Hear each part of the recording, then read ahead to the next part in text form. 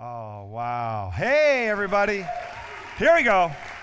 We're back from summer camp, and I thought, you know what? Wouldn't it be great to have a moment where some of the students got to say thank you and what God did in their life? Who would like to hear some of their stuff? In this gathering, I brought the Fab Five. That's right. Would you welcome them as they come on out here? Ava, Hallie, Lucy, Anna, and France, right? We have we could do like a dance move and it would be great. We should have. We really should have. Okay, all right. So they have a moment of some things that they have either wrote down or they just have in their heart to share with you. And Ava decided that she would go first. To get it over with. Just kidding. So I want to say thank you to everyone who gave and served because they truly created an experience for all teenagers to have moments with God that they would remember forever. I know some people said yes to Jesus for the first time. Some people got baptized, which is amazing. I know I had a little bit of a rough time at first during this camp, but my leaders, Izzy and Aspen, listened to me and really helped me through it, which led me to have really incredible moments with God during Wednesday and Thursday night when David Day and Ryan Brewer were speaking, so thanks to them. And so thank you for serving. And also a big thank you to the boat drivers. You guys were awesome.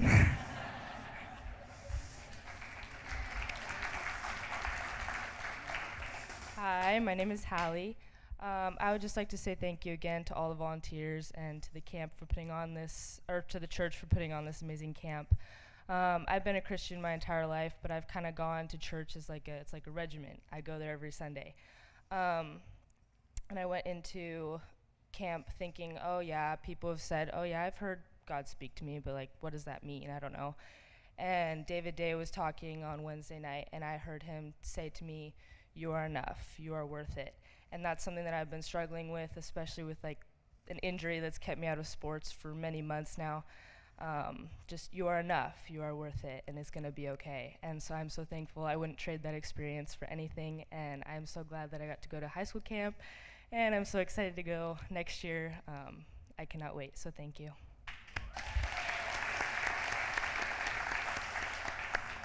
Hi, I'm Lucy Wasson, and I also want to say thank you. And my favorite part about camp was on the last night, Ryan Brewer preached, and it didn't feel super emotional or anything, but as I started to look around me, I could see everyone just crying and feeling the Holy Spirit, including my friends, which made me cry to see how God could work in their lives because He knows their struggles, and we can't have them all figured out ourselves, but we can be there for each other and lead each other towards God. And on that night, I got to hold and hug some of my friends while they wept and praised the Lord for each and every one of them. Also, on that night, they played a song that was very emotional, and that's when everyone was crying. And then I think someone like David Day came up on the stage and was like, okay, we're going to play one more song. And the song was joyful and upbeat. So everyone stood up and they started playing the song, and it felt like a giant party where everyone could just lay it out on the floor and jump up and down praising the Lord.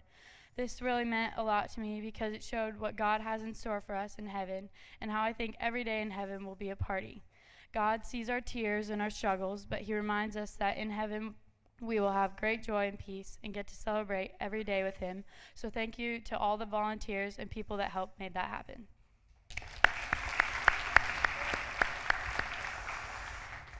My name's Anna Kuski. I have a story that I want to share from camp. The Lord has been so faithful to me, and last year I was having lots of friend problems, and at camp one of my friends left, and I felt so alone, and all I wanted was to hug her during a song or just to feel wanted.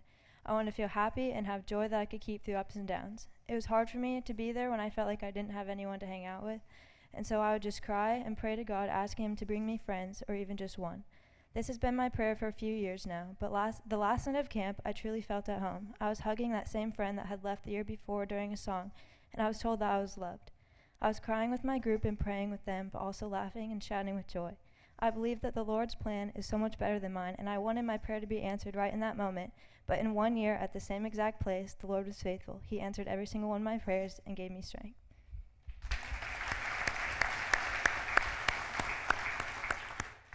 Hi, I'm Francesca Wasson. Most of you don't know this, but I just graduated high school, so I'll be starting a new season. Going into summer camp, I didn't really have a lot of expectations. You know, I'm going out. I don't have a lot to tie me down, so I wasn't really thinking too much of what was going to happen to me this week. But I'd like to thank all of the bus drivers, especially the bus driver that drove up from Tacoma when our 12-hour trip, when Our Lady got taken away, and and a 6-hour trip. Bus struggles. Yeah, just bus troubles. Anyways, yeah, I'd like to thank all the boat drivers and all the free food I got from, other stuff. But most importantly, I'd like to thank Ryan Brewer, because I thought that on the last night of camp, he was really used by the Holy Spirit. Even though his speech was about the Holy Spirit, I think that he was just used as an instrument. So about a year ago, I had a friend, and we kind of stopped being friends, and that was really hard for me. But during this song, after he was speaking, she came up to me and she was like, "France, I'm so sorry for how I treated you this year. And I'm so sorry, and I wish I was a better friend to you." And that was just a moment that the Holy Spirit used her and me, and I repaired a friendship that was broken for almost a year. So I'd just like to leave you with this. I'd like to say that when you give up hope, God gives us hope. And when you give in, God gives us mercy. So thank you.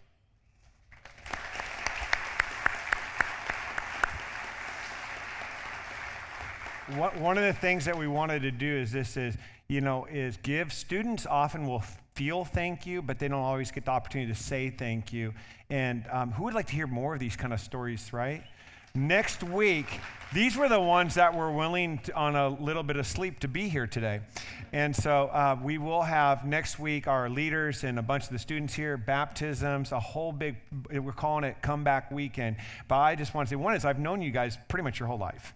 And if you've been around this church, you've watched them grow up. And I love to see who you're becoming, and I'm proud of you, and this church is proud of you. Good job.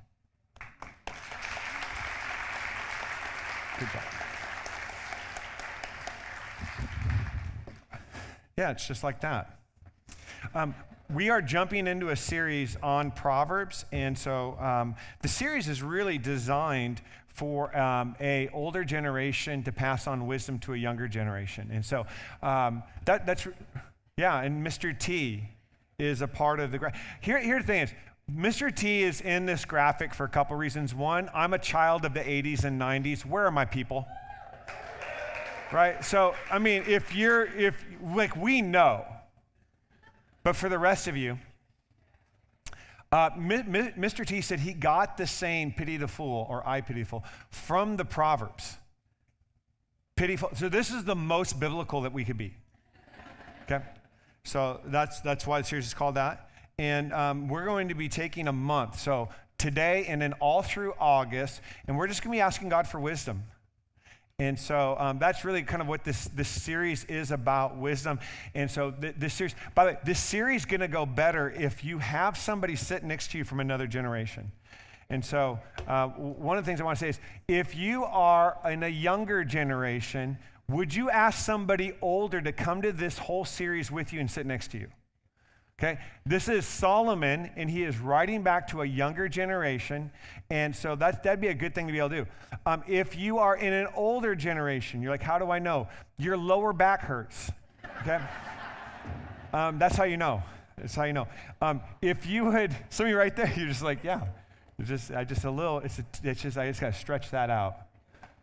A little icy hot. And so, would you ask a younger person to come to this series with you? I mean, I think it's important that we do personal invitations to people to come to these gatherings to study the Proverbs together. Would you do that? The whole series will sound different if there's somebody you care about from a different generation sitting next to you. Okay? So that's really, now let me just tell you about, first of all, why we're doing the series, okay? We're doing the series because many of us in this room, we've been hurt by a foolish decision that somebody else made.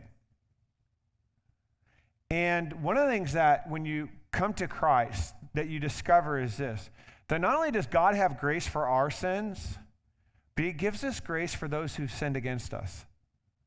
Jesus actually taught us to pray, forgive us our debts as we forgive our debtors.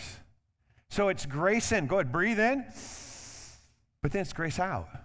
So the grace of God that cleanses our sins actually is the same grace that heals us and extends that grace out into this world. Okay. So the second thing is this is, we're doing this series because everyone in this room at some point in your life has made a foolish decision and you'd like to not repeat it.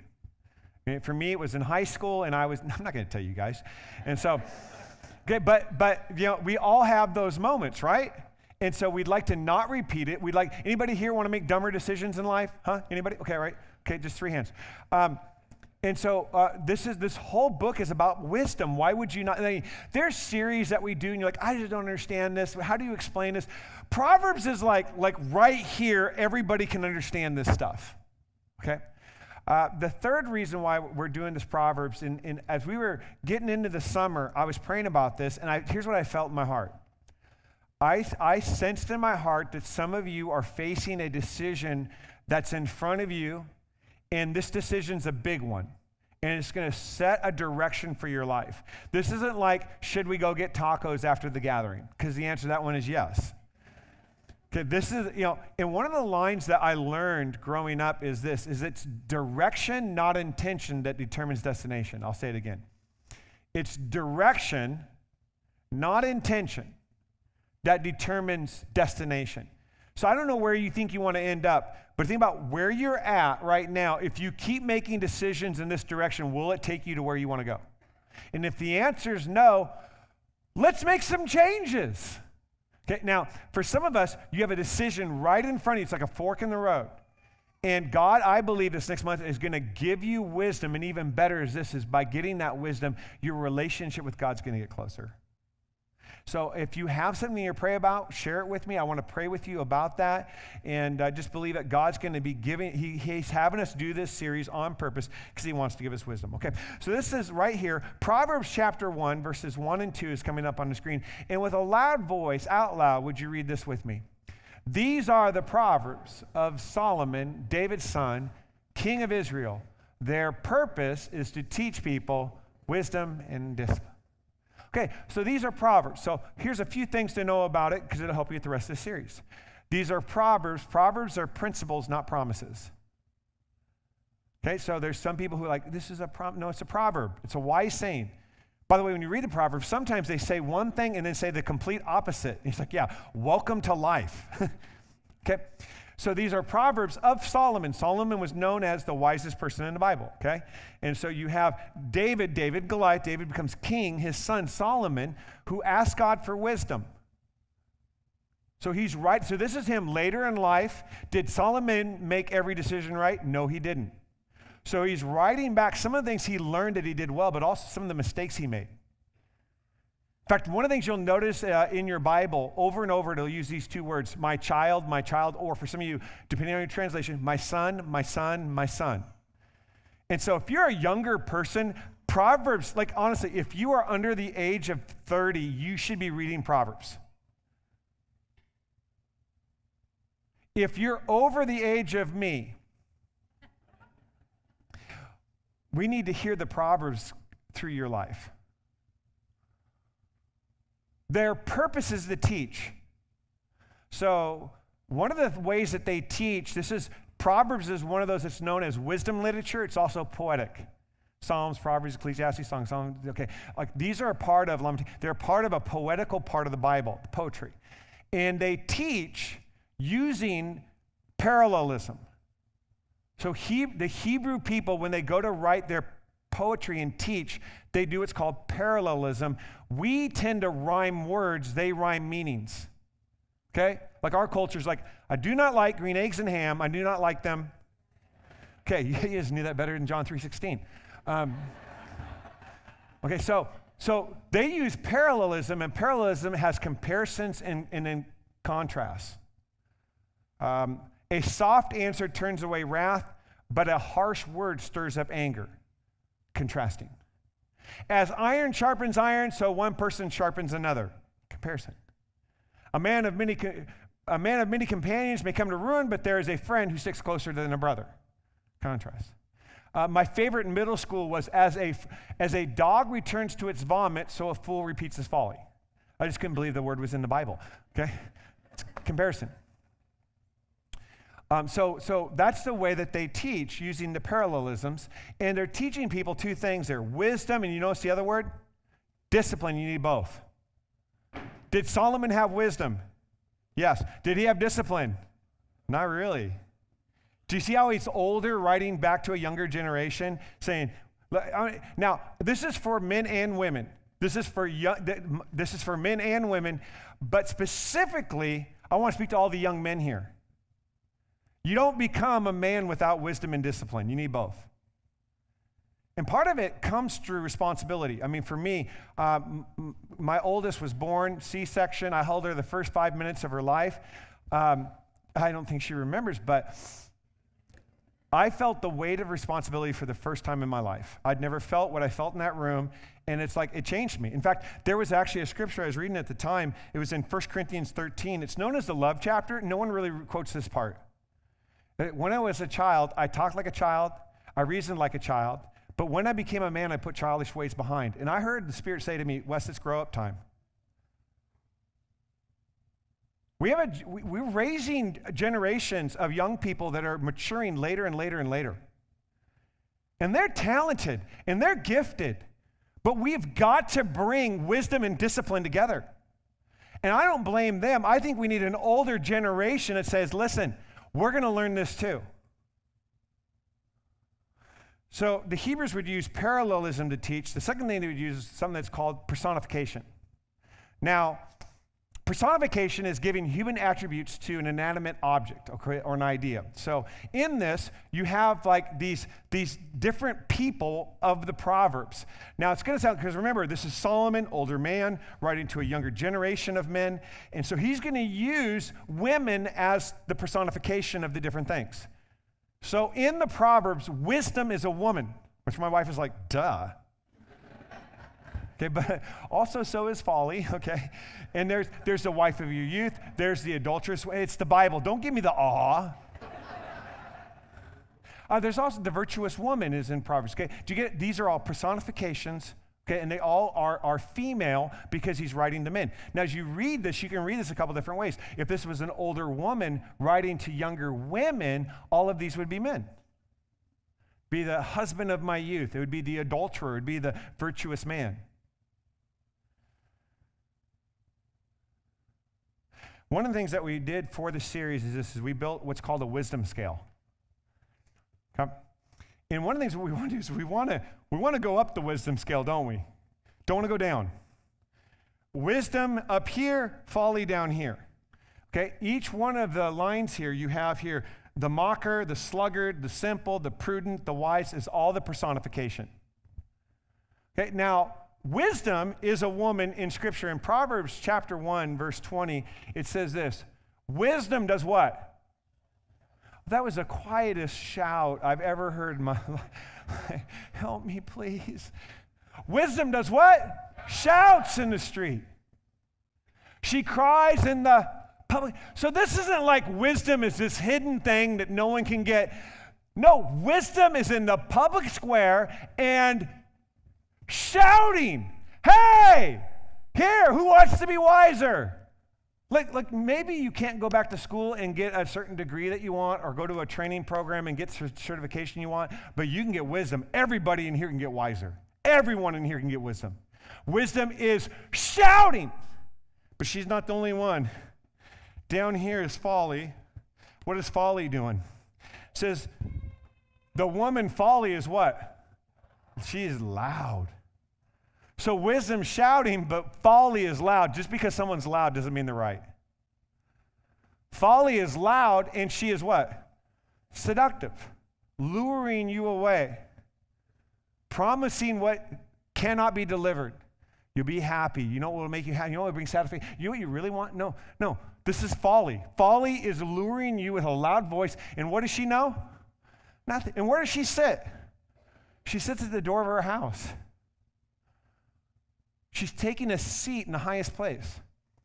By the way, when you read through this, in the Psalms, it says that, blessed is the man who does not walk in the way of the wicked or stand in the way of sinners or sit in the seat of mockers. So that's what, from folly, what you go to is what it's called the mocker. And the mocker is cynical. This is a dangerous place to be. The mocker is where your heart has become jaded and cynical. And I just want to pray that God's Spirit would heal you of your hurts, that you would not allow yourself to become a mocker and become jaded. From the mocker, we go up to the sluggard, person that's lazy. Do we have a scripture on sluggard? The sluggard buries his hand in the dish. It wears him out to bring it back to his mouth. One of the things I like about Mexican restaurants is the chips. Anybody eat chips and salsa? They're like, what do you want to eat? And you're like, I'm just actually full from the chips, so I'll just do it. No, I like the places that they bring out the queso and they heat it up in front of you. Anybody else? I had one time I was at a Mexican restaurant, and the lady who was waitress came over, and she had this thing she was holding with the handles, and then she said, don't touch it, it's hot. But I thought she said, touch it, it's hot. And so I touched it. She's looking at me like, why are you touching this? I'm like, why are you trying to burn me?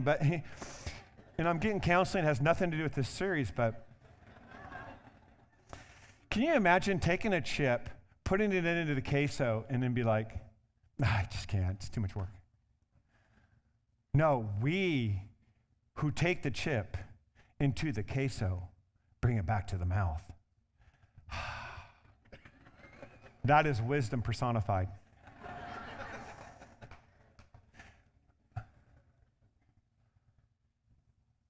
Laziness comes easy. It takes discipline to not be lazy.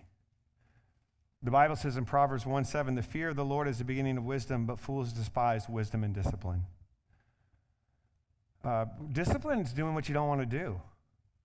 My youngest right now, she just decided, I want to get in shape. I want to, she's running. She's like, I might be training for FBI. I don't know. I'm like, whoa. And so she says to me, hey, let's go running. And my whole life, I've been faster than her. I mean, I'm an athlete. Don't want to brag. But I haven't ran in 5 years or so. So we go out to the track, and I'm just like, yeah. So we go out there. And so apparently there's this thing that you got to do that's called warming up. So, every day she's like, hey, we're going to go to track. I don't want to, but I want the benefits it would give me. If you want to grow, do hard things. Wisdom and discipline, oh man, and it comes from the fear of the Lord. The fear of the Lord. The fear of the Lord is a hard Hebrew phrase to translate. But it's hard to, it's even more than what you would think of as a deep awe and reverence and total dependency on God. It's like, the only way I can say it is like, go on your face on the ground and cry out to God. That's the fear of the Lord. And it's what? The beginning of wisdom. Do we have a culture that's lost some reverence and awe? Okay, up from the sluggard, we have the simple. Now, the simple is just undiscerning. The simple is just like, I don't know. It's just like, sure, just grab that hot plate. The simple believes everything. It's the prudent that gives what? Thoughts. So you think, if I make this decision, where will it lead me? Remember this. It is direction, not intention, that determines destination. Okay, so I was a young adult, and I found myself in a place, and I can remember the moment, and I often wonder, what if I wouldn't have made that decision? But I was in a place where I was making decisions that were based on this. My only question in life was, is this wrong? If it's not wrong, you can do it. And I remember sitting on a sidewalk in Kirkland, Washington, overlooking the water into Seattle, and looking at where my life was going, and I knew this, if I keep making decisions the way I am, it's not going to take me here. It's not going to take me to where I felt like God wanted me to be. And the thing is, all my friends were heading in a different way.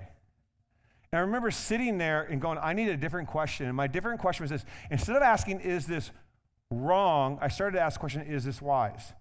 It was on that sidewalk that I remember, like, I need wisdom because I don't have it. I'm not making wise choices. So that summer, I had 3 jobs. One of the jobs I had is I worked at Kelly Moore Paint. I was a color match specialist, just, skills. And then I worked at Subway because I heard if you did a shift, you got a free sub. And then I did security for the college in the summer, which the whole summer I only saw 2 people, scared me to death. But I had some time on my hands at night, right? And so as I'd lock up, I wrote out 100, I made a goal to memorize 100 Proverbs. And I wrote them out, because the Bible says, like, if you're young and you want wisdom, here they are. You're like, I can't memorize. Will you sing Taylor Swift songs? You can do this, okay? And so I would have these. Sometimes I'd go to the paint store, I'd pull it out, and some of the guys on smoke break would be like, hey, let me see if you know these. And if I missed a preposition, they'd be like, no, more work. And so, but one of the things I hadn't been thinking about is I hadn't thought about, where are my steps taking me? I want to ask you a question. Where are your steps taking you? It is direction, not intention, that determines destination. From there, we go from the simple to the prudent. And the prudent's thinking ahead, bringing some thoughtfulness. The prudent person does what? Foresees danger and takes precautions. The simpleton goes blindly on and suffers the consequences. So we have wisdom, we have folly. From the bottom, we have the mocker, the sluggard, the simple, the prudent, then we have the wise. One of the things what the wise does is this: the wise adds to the prudent something that's really special. It's called humility. Instruct a wise person and they'll be wiser still. One of the beautiful things about someone who's wise is if you can't learn from others, you're not wise. Everyone in this room knows something that you don't and I don't. In every conversation, there's an opportunity for me to learn. People who are wise know that. Okay, so this is the wisdom scale that we'll be looking in this series. Here's some stuff we're going to do. We're going to talk about how to make a wise decision. Okay, how to not trust in the Lord with all your heart, lean not on your own understanding, in all your ways acknowledge Him, He will direct your paths. We're going to talk about how to make a wise decision. Secondly, we're going to talk about wise relationships. You're going to have all of the relationships. We want to have great relationships, great marriages. If you're dating somebody, you want that to go well. You want great families. All this stuff is right there in the Proverbs. But something special we're going to do is how to recover from a foolish decision. There's grace for that. There's wisdom for that. Okay? So I just wanted today to give us a couple of really basic things to kind of set the stage for the foundation of a wise life. Okay, so let me give you 3 before we leave. The first thing is this: if you want wisdom, here's the good news. All you have to do is ask. God, I need your wisdom. Give me wisdom. You're like, where would you get that from? Well, look at James 1:5. It says, if you need wisdom, ask. Think about it. You can pray anywhere, at any time, about anything, and God hears you. And so if you need wisdom, anybody have a family relationship that's a little complex? Don't raise your hand and please don't point. Ask God for wisdom. God, give me wisdom. And it says this: He will give it to you. Another thing I want you to pray for in asking for wisdom is to ask God for wise people in your life. Proverbs 13:20, he who walks with the wise grows wise, but a companion of fools suffers harm. In fact, if you just take, who are the 5 people you spend the most time with? Now listen, of course, have friendships with people who need God and invest in people's lives, but who are 5 people that you've placed around yourself, surrounded yourself with wisdom? I mean, I love what Bob Goff said. He said, we ask God for plans, He sends us people. One of the beautiful things is, here's what happens sometimes is this. Sometimes when you get older, you start to feel like maybe you're not necessary. When actually, and that's, by the way, that's a lie from the pit of hell. Because we need your wisdom that comes most time through experience. And here's the thing, the older people need some of the youthfulness that comes from the younger people, don't we? I need to go to the zoo sometimes with my grandkids just to remember that it's fun. Ask God for wisdom. Ask God for wise people in your life. If you'll do this, in fact, I'll say this. The devil has no weapon against gratitude. If you will thank wise people in your life, you'll always have them. That's why I wanted these kids to come up here. Think about it. Jesus healed 10 lepers. How many came back and said thank you? 1. if you will say thank you, you will always be surrounded by wisdom, always. The second thing I want to talk about is this: is we want to ask God for wisdom. Second, we want to practice wisdom, which is going to involve discipline. Discipline's a muscle. So you ask God for wisdom, but you actually practice discipline. You practice this. In fact, Proverbs 12:1 says this. It says, to learn you must love discipline. Anybody love discipline? I don't love discipline. It's stupid to hate correction. Growing up, my mom was always like, in my family, you couldn't say that word up there. It's the S word. Some of you guys grew up with a different S word in your family. I'm like, Mom, it's in the Bible. She's like, you can read it. You still can't say it. I'm like, that's stupid. To learn, you must love discipline. And so here it actually is talking about to get wisdom. Actually, in one place in the Bible, it says to actually cherish her and embrace her. It's one thing for me to get Carrie to say yes to marry me. It's another thing to be faithful to her and learn to love each other and be disciplined in that through the seasons of life. There are going to be times in your life where you don't want to do the right thing. That's okay, everybody. That's everybody. But what you'll do is this: say, God, give me the power and discipline to do it anyways. I don't want to go to church. I don't want to pray. I don't want to talk to that person. I don't want to forgive that person. I don't want to read my Bible. I don't want to pray. I don't want to even listen to anything that would be good. I just want to eat Twinkies. Am I the only one? You're like, what's a Twinkie? Yeah. They're not good. Okay, so we learn to love discipline. Okay, the third thing is this, is we got to make wisdom a priority. Okay? This is how we develop. Good judgment doesn't come with one decision. It comes over time. And you never know when you're going to need good judgment because it's just something happens. You're like, oh, what do I do?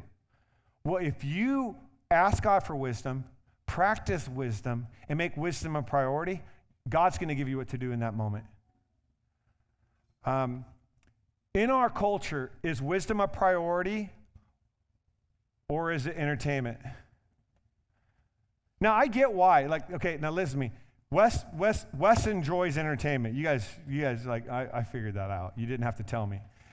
I want to be a part of a church where there's joy. Some people are like, man, I just think like, you know, if it's a holy church, no one's going to smile. Like, is that heaven? I don't think that sounds like heaven at all. Does God smile? Isn't the joy of the Lord our strength? But, you know, it's interesting. You take any Greek word and put the letter A in front of it. It actually means without. So you have amoral, without morals. Atheist, theos, without God. I don't believe in God. Agnostic, gnosis, to know. Not knowing if there's a God. Here's one. Amusement. Muse, to think. I don't want to have to think. I just want to feel better. Me too. But the Twinkies aren't going to do it. It is direction, not intention, that determines destination. Where are the steps? Get wisdom. Though it costs you all you have, gain understanding. If you will embrace her, if you will cherish her, she will crown your life. I want to say a prayer for you. How many here are going through something where right now you need wisdom? I'm going to ask you to bow your heads and have just a pastoral moment. How many of you got a decision you got to make in the next month, a big decision you need wisdom for? Who would raise their hand and say, Pastor, it's me. It's me. Yep. Who else? Raise your hand up and say, I have a big decision in front of me. Yep. Yes. Leave it up and show God. God, do you see these hands? They're asking for wisdom. Would you give them wisdom and give it to them in a way where their relationship with you just thrives and they know it came from you and they see your Holy Spirit at work and they can give you praise for it? God, would you send wise people in our lives? Would you forgive us for foolish decisions? Would you give us wisdom for our families and our relationships that have gone a little complicated? Would you put your hand down? If you're here and you would like to say yes to Jesus today, the wisest thing you could ever do is to ask God to be the center of your life. If you'd like to give your life to God today, raise your hand and say, that's me. Yes. Who else? Raise your hand and say, that's me. Yes. Who else? Yes. Who else? Yes. Who else? God, we say yes to you. Fill our hearts with your grace, your forgiveness. You see these hands. And we receive the Holy Spirit. And spiritually, we come alive. We love you in Jesus' name.